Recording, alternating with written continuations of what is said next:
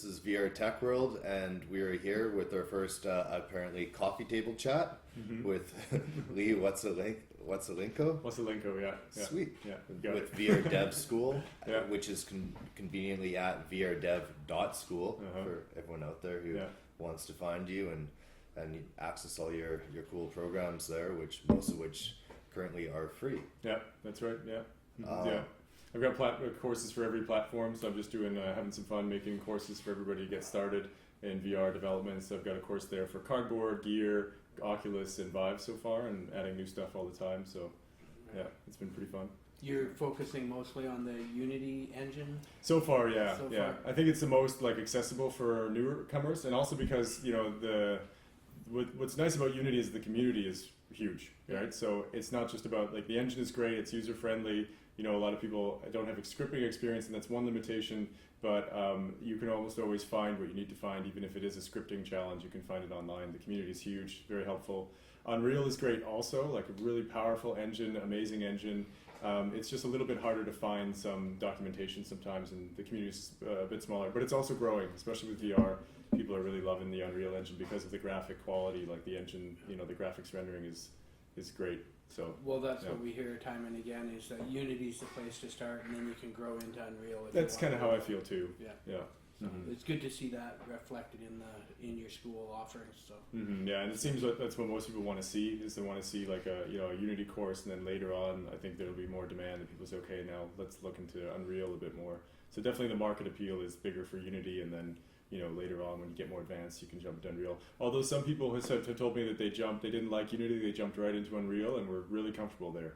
So it's if you're going to get started, I would think that give them both a try, and decide which one you're comfortable with. Go through your intro course for both, Yeah. and then, and then Exactly. take it from there. That's what I kind of like to do, is get the Unreal one also, because then that helps me gauge what people want. The whole point is I'm making these courses for the community, Yeah. and if the community tells me, no, we want to focus on this, then I would gladly shift my focus too. It's for me, I know both engines. I know Unity better, that's for sure, but I can work with both. And if people say, no, we'd rather work with Unreal, and I put that course out and more people enroll in that one, then it's clear for me that that's what people want. So feedback is good there. Why did you start the school? Well, I was working on VR dev for about 2 years now, since about 2014, since the first shipping debacle, the DK2. So I had a DK2 for about 2 years now, and I started working on VR dev just for fun on the side. And I've really found that there was a problem trying to keep up with how fast everything is moving, and I think that's going to be a problem going forward for at least a few more years. And what I thought was, well, it'd be really great if there was just one centralized resource where I could go, because there's Oculus, but then I had Cardboard also at the time, and now you have Oculus and Gear VR are very similar, but you still have differences in the input devices. And I just thought it'd be really great if there was a resource where you could just learn all this stuff, in one place. And I was working on some content projects also. I'm still working on a few of those. But I really liked just doing the school and making lessons for people. It's really a lot of fun, and you get to work with people really closely. You see what other people are working on and build a community around the whole thing. So yeah, it's been fun doing that. And I mean, the reaction's been great. A lot of people are very happy with it. I'm getting a lot of positive feedback. So yeah. I see you even have a cardboard course. Yeah, there is a cardboard course there. I think that's great for getting people involved, because the cardboard is it's a gateway VR device, It's still the largest platform. For sure, yeah, and I could see it being that for a while still. The Gear VR I think will be not far behind in at least in a year or so. Let's see, but from the numbers, the rumors anyway are that the sales are going very well there. Obviously with the S7 pre-order. I think that would be something that I would expect to see from Samsung and Oculus going forward. Every time that they launch a new device, they'll give you a deal on the latest VR iteration for that device, because I think it's been pretty successful with them. In the end, also it's a new platform for them, right? And as far as developers go, you can see that being an Android developer these days is not a lucrative business. There's nobody pays for apps, right? No, even in iOS, people are the numbers are not encouraging anymore, and But the big shift has been to in-app purchases. So you get the app for free.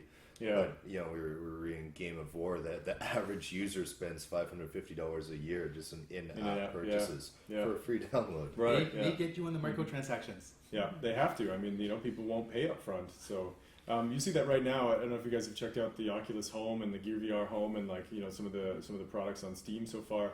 And the pricing is higher than you would expect from mobile games or from PC games. A lot of them so far are priced quite high.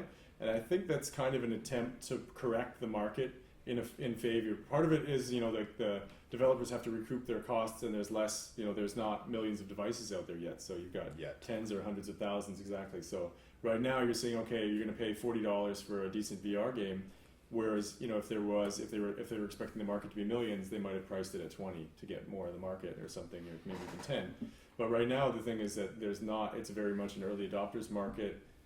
Developers need to make their money back, and I think that all the platforms kind of want to see the price of apps, tend a little bit higher again, because as developers, it's quite hard to make a living when no one wants to pay for your software, right? And then we don't get good apps because no one wants to make them. So, speaking of which, all your courses currently are free. What's your long-term business model to actually cover your overhead? Because you'd like to eventually be able to. I'd like to do it, as a job and full time and make some money from it. So I've been talking to a lot of students about that because, like I said, I want to focus on the community, and I don't want to cut a lot of people out there, but it also has to be something where I can make a business out of it, so I can keep doing it. And what the plan is there is that there's a lot of people. The mini courses are always going to. The idea there is get you going quick. So an hour or two of content, get you in there, and you can learn enough to build your own apps and have some fun. But of course, there's a lot of questions at the end of that. You can't learn Unity in an hour or two. No. You can build your own app for sure in an hour or two, but you won't know the deep parts. So the plan is there to do some more premium content, some do paid courses, and have that as progressions of where you are. You can pick and choose courses and then say, a lot of people also don't know Unity and they want to dive deeper. So I was thinking about doing a Unity fundamentals for VR, because there's a lot of Unity courses out there. There's a lot of material, but a lot of it's focused kind of all over the place. It's not specifically for VR. And I think if you're a VR dev and you're really interested, if you're coming to Unity because of VR, you don't really want to spend your time slogging through a Unity course that just teaches you about mobile development or 2D development, of course. So I kind of want to make it, have that level, and then I also have a lot of the students who are more advanced. They are developers, they've used Unity, but they're coming into VR and they want to know, what do I need to know to get me started with VR development? And so I think I'm going to have to split it up a bit there to appeal to, everybody can pick and choose what they need, right?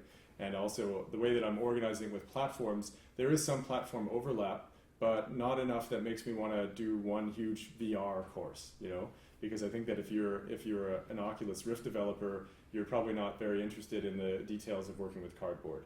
Mostly once you've gotten Oculus, you never go back to the cardboard, and you kind of don't ever want to look at it again, right? Yeah. It's a cool toy. It's a giveaway. It's a giveaway, yeah. It's the thing. It's like, here, try VR. Have a look. But once you try something like the Vive or an Oculus, you just say, okay, I'm already in. Yeah. So speaking of which, your first VR experience. Mm-hmm. The first one was, so what happened, I ordered the DK2. I missed the DK1 Kickstarter, but I checked it out a few, slightly afterwards and was waiting for a DK2 to come out. Then I pre-ordered the DK2, and in the meantime, the I/O conference happened, and Google released the cardboard, and they open sourced all the plans. And so I saw the I/O conference. I thought, wow, that is so cool. I got to get one of those. But those lenses were sold out everywhere, right? You couldn't get. They were from Durovis Dive, which is another headset which came out before the cardboard from a guy in Germany, and he had kits online where you could 3D print, a Durovis Dive, or you could buy one from him or on Amazon, whatever. And then he also had the lenses and the head strap, and you could buy just those two pieces on Amazon. But as soon as I/O happened, those were sold out everywhere.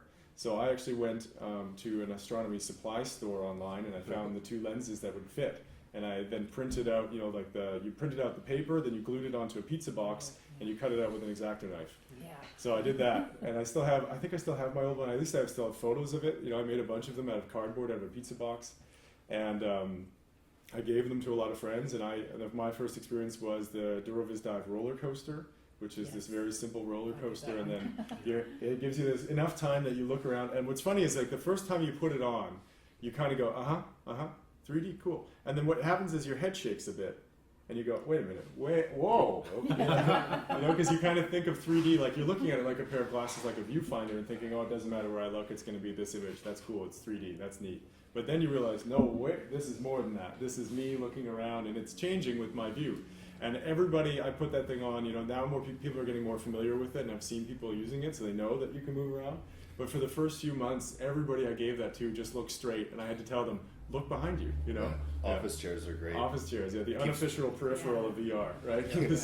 Keeps people grounded, not walking into things, not falling over. And an experience like that, you know, you're expecting to be kind of seated in a roller coaster, and then you have everyone's checking it out, and all of a sudden they come up on that first hill, right? And then they start thinking, oh, what's going to happen? Like, you know, what am I going to really feel? And you do feel it, you know, like your stomach starts going up. You're feeling the gravity as you're going down. Yeah, you get this feeling in your head, your stomach, everything's just like whoa, and then you kind of go, oh, okay, no, it's just you know, that was just a cardboard. So that was the first aha moment where I thought, wow, that is going to be really cool. You know, of course, growing up, you know, I remember the days of the Virtual Boy and the Lawnmower Man, and you know those ideas, and that was always something I read, like all the books, you know, like Snow Crash and everything, and growing up, and as soon as I tried the cardboard, I thought, okay, this might actually work. If it's this good with a piece of cardboard, you know, what's it going to be like in a few years, right? When it's better, So, yeah. If you were back in school, what would you have learned more of to prepare yourself for now?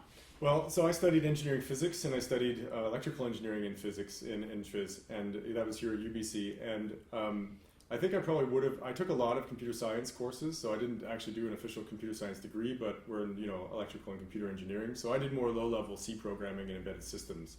But I probably would have tried to do more graphics programming, I think. Now it's not necessary that if you're in VR that you do graphics stuff for sure. Like it's not at all necessary. But I'm a nerd and I want to dig deep. So I've learned some OpenGL now through some other books, but that would have been something I definitely would have liked to go deeper into, is building graphics engines and, you know, really, you know, doing that at school. But then again, you know what? You don't need school for a lot of that stuff, right? You can grab the textbooks, you can find it online. You know, you can go to VRTech.School. Yeah, VRTech, you can go to VRTech.School. I'm not going to show you how to make an OpenGL graphics engine. Although I was thinking about it, I might do it on the side and kind of release it for fun, but I'm not officially going to do it because that's, you know, I think we're going to see that more and more now too. Like everyone's calling Valve to make a Half-Life 3, and that's been the joke for many years, of course. And it's kind of like, you know, if they did it or they're going to do anything, would they build their own engine? Like, should they upgrade the source engine, or should they just, you know, use Unity or Unreal, like, or Crytek? You know, what would be the point of building your own at this point, besides as an academic exercise, right? So I'd be curious to see what they decide to do there. I think most of the lab demos were made with Unity, but I'm not 100% sure what they used there. Because I was in LA and they gave a talk about what they were using to do stuff, like how they were using Unity at Valve. But that was at the Vision Summit, and the Vision Summit was sponsored by Unity, so I wouldn't expect them to go there and talk about how they're using Unreal. Competitors. I don't know what they're actually using all, you know, day to day. So, yeah. Where do you kind of see VR going? Like, what are you most excited about? Because I know we're still at the very early stages of it, and now that you have the Vive and you have the Rift, and they're cool and they're great, but let's be honest, we're kind of still at the Super Nintendo stage. Right. Yeah.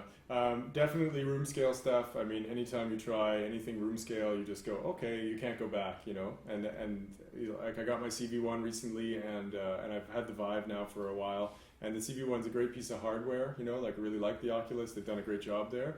But I just had the feeling that it wasn't fully there yet because you didn't have the ability to, well, I mean, you can, but the experiences don't really, that are out right now are not really encouraging you to be a room scale game, you know? Yeah. Whereas if you play a lot of the Vive games, of course, they're designed with that in mind. They're encouraging you to move around and explore. And the thing is that VR kind of, you know, it's 3D, and really the way that humans perceive 3D, it requires us to move around. Like if I want to really get a feel for how 3D this cup is, I have to look around the cup. I really have to be able to move around the object and get a feel for the space. And when you're seated, you know, you don't really get as much out of that experience, right? So even if just doing like this is still, okay, I can see it's 3D, but it's not the same as if I really pick it up, I move it, I walk around the space, you know. So I think the room scale is definitely going to be, I hope that that's the way it goes, because it's just a fun and compelling experience. And, you know, people are saying, oh, people won't reuse their living room for VR. I think if the experience is compelling enough, you will, you know. Yeah. They just came out with the Virtual Desktop 1.0, and it looked awesome. Yeah. How long till you think that you start developing I've already started. in Suite. Yeah, and now so I've So started. you downloaded it? It's on Steam, Virtual Yeah. Desktop. Yeah, it's on Steam, and I think it's on Oculus Home now too. I got it through Steam, and yeah, so it's basically like your Windows desktop curved. But I'm really, and that's great. It's a stopgap though, because I just can't wait till it's kind of funny the way that computers have evolved over the years, right? And we had this idea that everybody stole from Xerox PARC of the Windows then desktops, and like this skeuomorphic metaphor of having these windows on a desktop, on the computer screen, and it just and then operating system development stalled out for 40 years. That's really weird. People need to be familiar with the operating system. They don't want to relearn how to use a computer. And I'm actually more from a Linux background, so don't get me started on operating systems. But it's really interesting, some of the experiments you see out there. There is one. So the Linux community is rebuilding their window manager and compositors, and there's a project called Wayland right now. And there was a guy who did his master's about 2 years ago with a project called Motorcar, and he was able to plug into Wayland and build an entire 3D compositor for the Oculus Rift DK2, where you could compile your own Linux kernel with Wayland, and you could then have an actually 3D operating system, like a virtual reality operating system. And so virtual desktop I think is cool for now, especially for devs, when you want to just like jump in something and I can see it going, where I can be in Unity and I can click play and that's what's slowing VR development down just that little bit every time you hit play on Unity, is that the scene loads up and I got to put my headset on. You can hear in the courses where I'm doing it, of course, because I say, okay, I'm going to hit play, and I'm going to grab my headphone, my gear, and put it on, and then I'm away from my microphone and everything. And it'd be really great if I could just be like, okay, do that. But that's a stopgap until the future, which is actually a full 3D operating system, right?